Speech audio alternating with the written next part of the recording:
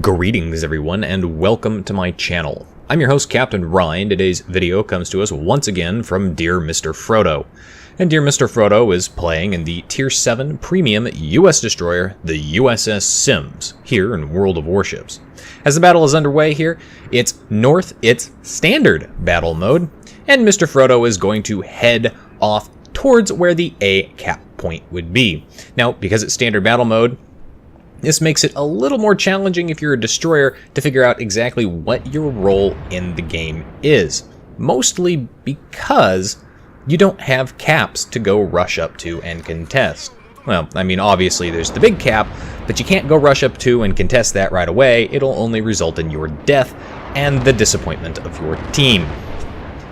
The battle is a Tier 8 maximum battle, and there are Tier 8 carriers in play. Now, the Sims isn't a terrible destroyer for dealing with carriers. As you can see here, Mr. Frodo is running the defensive fire consumable. The Sims is effectively a Benson in the aspect of its defensive fire capabilities. So, while you can't take down swarms and swarms of planes, you certainly can take down a few and definitely cause those aircraft to panic when they drop, which, if you're close to friendly ships, especially battleships, gives you an opportunity, and them an opportunity, to hopefully dodge most of those shots. Now, Mr. Frodo is going to go open up on this Mahan out there with his main battery guns. His team takes an early loss there. Cleveland got a little too far forward. I don't know what he was thinking. Maybe he was trying to rush the enemy base, but he meets his end. Now, this Mahan is out here. He's laid a smoke screen, but he's no longer inside that smoke screen, and so that exposes him to Mr. Frodo. But as you see here, the smoke screen's still being generated, so it does finally generate around him, and he drops off detectability. Not only does he drop off detectability, but Mr. Frodo does as well, because nobody is out spotting him. You can see the spotting mechanics here. That's a good indicator if you're shooting at a destroyer and they pop a smoke screen and you're no longer detected once they disappear. It's a really good indicator to tell you if there are any additional destroyers, especially sneaky torpedo boats, setting up for attack runs who haven't been spotted yet, who haven't laid a smoke screen. Because he laid a smoke screen and because everybody dropped off detectability, that indicates that he is the only destroyer on this side of the map who has been spotting. So Mr. Frodo gets his torpedoes away. The Sims has two different sets of torpedo options. They've got a very fast, short range, 4 kilometer. They don't do that much damage. And then they've got the longer range, but very slow 9 kilometer torpedoes. Now, Mr. Frodo is using the 9 kilometer torpedoes, and he actually manages to connect with that Mahan, taking him out of the game, and that's going to be the first kill for Mr. Frodo's team. Now, enemy aircraft carrier sent his dive bombers over there, and you can see Mr. Frodo popped his defensive fire, caused the scatter, but they still managed to connect with him, but they didn't do that much damage. Fortunately, it looks like only one bomb hit him. Now, he's got himself in a bad position because he was being shot at while detected, and pretty much shot at by half of the enemy team. If you look at the number of enemies on the side of the map, there's a lot of cruisers, there's a lot of battleships, and a lot of high explosive fire that could head your way. The Sims is an American destroyer. It can handle armor piercing reasonably well, but high explosive tends to kind of ruin your day. So Mr. Frodo's going to go ahead. He's going to get off his torpedoes, mostly at that cruiser that's trying to be sneaky, come up around that island, skirt it.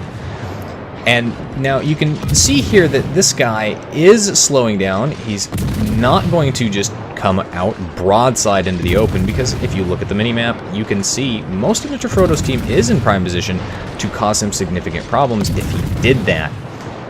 However, because he's not doing that, it is going to leave that cruiser exposed to the torpedoes that Mr. Frodo has sent his direction. And we're going to see those torpedoes that should be popping up there on screen. Yes, Mr. Frodo's torpedoes headed in his direction. Is he going to be able to connect? I mean, it's kind of bow on, and that spread, there's only 4 of them per set. Come on, can he connect with them? It actually doesn't look like he actually managed to connect. That's unfortunate, but it definitely scared the living bejesus out of that cruiser captain, who had to stop firing and take a moment and reposition himself so that he didn't end up sunk to torpedoes. More torpedoes up again, and again you can see the enemy team. There's a lot of targets back over there, so Mr. Frodo is going to go ahead. He's going to get them off behind the lead cruiser there, because there are a number of different ships back there, and he's basically just doing a fishing expedition with his fish to see what he can hit. At this point, those torpedoes are really more or less just out to cause damage. Speaking of causing damage, you'll notice the damage counter keeps going up. He set that cruiser on fire that disappeared behind the island. That cruiser did burn for a little bit. Unfortunately for Mr. Frodo, it looks like that cruiser's damage repair ability finally came off cooldown, and he was able to put that fire out. At this point in the game, the enemy team is currently in the lead on points, but Mr. Frodo's team has a destroyer advantage.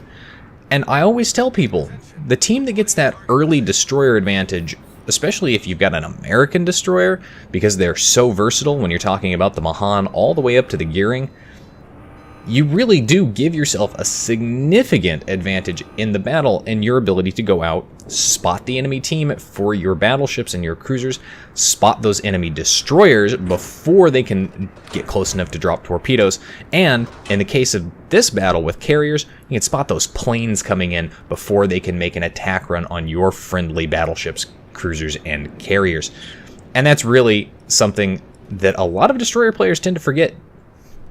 Now, Mr. Frodo does not have his anti-aircraft turned off, so anytime an aircraft comes within 6 kilometers of him, his dual-purpose 5-inch guns there, they're going to open up, and that's going to expose him. If you want to play this ship without being seen by aircraft, even if you're in a carrier game, you can do that, because the surface detectability of this ship is actually something like 3.3 or 3.4 kilometers if your AA is off.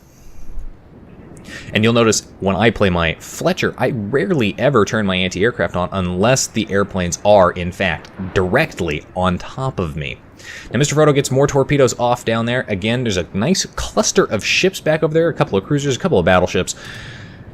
And again, those torpedoes are more speculative in fishing than they are actually aimed at hoping to devastating strike somebody. But hey, you never know, you might end up hitting something. Now, as you can see, what I was talking about with that anti-aircraft turned on there, that aircraft didn't get anywhere close enough to spot him outright, but the AA opened up, and so he was detected. Now, he's turned that AA off. It is just a scout spotter there, and catapult fighter, so having the AA off is perfectly fine. Don't want to waste your anti-aircraft defensive fire on something like that, and simultaneously your regular anti-aircraft is probably not going to be able to take out that plane in a reasonable amount of time. Just turn it off, run away, open up the distance. But now you can see he's turned it back on because now he's got carrier fighter group over top of him, so he's going to be spotted no matter what he does. He can, if he wanted to, stop and pop a smokescreen, because the friendly CV has got his fighters over top, so you're really just adding anti-aircraft fire to the carrier's ability, and that's actually going to help the carrier shoot down an inordinate number of the enemy CV's planes. But you can see here, Mr. Frodo, he's not popping a smokescreen. It's a little surprising, kind of question that, but he gets away with it. He does take a big hit from that Charles Martel there, but that Martel is going to run away. Very smart cruiser on his part. Enemy team is still leading, and they still are leading on the points. However, they've lost yet another destroyer, so now there's just one on the enemy team, and that's Mr. Frodo's key advantage, because he still's got a pretty good amount of health. But he's got a problem with the enemy team having pushed up that flank of the map there. This does happen. You can see his team is pushing down the other flank. Standard battle mode, this is actually a pretty common occurrence. Teams will pick one side and they will all go there, and they'll just basically swap places on the map. What you need to do if you find yourself in that situation, especially if you're in a fast ship that has, say, torpedoes or the ability to smoke up, something, anything, use that ship to put yourself in a position basically between you and the base and the enemy team, and just start harassing them. Delay them as long as possible, because now you can see Mr. Frodo's team is starting to capture the enemy base. Well, I say they're capturing it, they're contesting it, because the enemy still has a ship in that base. And they actually managed to take out the last destroyer on the enemy team, so there are no more sneaky torpedo boats for the friendly team to worry about. Mr. Frodo's got something to worry about. He's got a couple of battleships pushing up here, and one of those is a Scharnhorst. Now that's got 6-kilometer torpedoes and some pretty aggressive secondaries. It's a really, really good destroyer hunter. Torpedoes coming in from behind. Unfortunately, those are going to be friendly torpedoes, and they are going to miss Mr. Frodo, but he's going to move forward just a little bit just in case anyway. Now, that Scharnhorst still pushing up here. He's going to go ahead. He's got a set loaded up. He's going to get that set off there, but see how slow these torpedoes move? I mean, that Scharnhorst has all the time in the world. Now, Mr. Frodo's going to leave his smokescreen. He's spotted briefly there by aircraft. The Scharnhorst manages to dodge all of Mr. Frodo's torpedoes at this kind of range, but see, look at that lead. Look at the amount of lead on these slow torpedoes. But you'll notice Mr. Frodo came out of his smokescreen the opposite direction on the other side. So that smokescreen is acting as a temporary barrier against that Scharnhorst from spawning him. Now, he manages to take out that Scharnhorst, and apparently he'd hit him earlier with a torpedo and had caused some significant flooding to him because he earns his liquidator medal when he takes him out. That means he caused at least 40% of the damage to that ship through flooding. Now, you can earn that medal as long as you kill the ship. You can cause that amount of flooding at any point in the battle. As long as you get the final kill on him, you'll earn that liquidator medal. Same way with arsonist. As long as you get the kill after causing that damage, you will win. Now, Mr. Frodo's torpedoes back up again. The torpedo reload on the Sims pretty quick. Again, there's only 4 per tube, so they do reload very, very fast. He's getting a set of torpedoes off towards that cruiser down there, that Edinburgh. With any luck, he'll be able to connect with him. Of course, that Edinburgh is fairly low health. Now, speaking of low health cruisers, this ship back up there finally gets taken out as somebody sees that he is trying to chase the friendly carrier. That Edinburgh still pushing up here is in a bad position now because he's very low health and he's caught between a rock and a hard place here. He's got friendly ships shooting at him, or enemy ships shooting at him from 2 different angles, and no matter which way he turns, he's going to have to deal with fire. And that just leaves 3 ships left on the enemy team, including the enemy carrier, but we haven't seen much of his planes at this point, as the friendly carrier has managed to pretty much destroy most of them. And you can see here, this battleship is actually reversing, and he's going to start moving back forward here, and you can tell which direction he's moving based on which way the smoke is coming out of his stacks.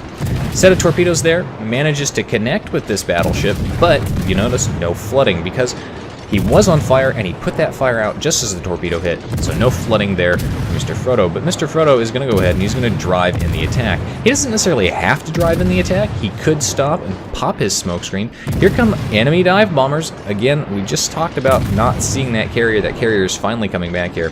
This could be a problem for Mr. Frodo because those bombers do look like they want to come over to him. So he pops his defensive fire and he's going to go ahead. He's got both sets of torpedoes up. He gets both sets away. Friendly carrier drops dive bombers on this KGV, and this KGV is going to put the hurt on Mr. Frodo with some nice well-placed shots there. Some secondaries coming in there after he's disappeared, but hey, look at that. Torpedoes hit. Not quite enough to kill him outright. Like I was saying, the damage on these torpedoes is not the greatest, but you notice he's flooding now. Mr. Frodo doesn't get the kill on that battleship. It's a little disappointing. That could have been his 3rd kill, but his team manages to cap out for the win anyway. They would have won on points given how many ships they had left overall. Overall, though, not a bad battle for the Sims. 129,000 damage done. 5 planes shot down, 147 gun hits, really playing the gunboat aspect of this destroyer. And because it's an American destroyer, Tier 7 really does do well in the gunboat role, with torpedoes as a secondary, as opposed to the Fletcher, which is, of course, torpedoes first, guns when necessary. Top of the team for XP earned at over 2,000 base XP.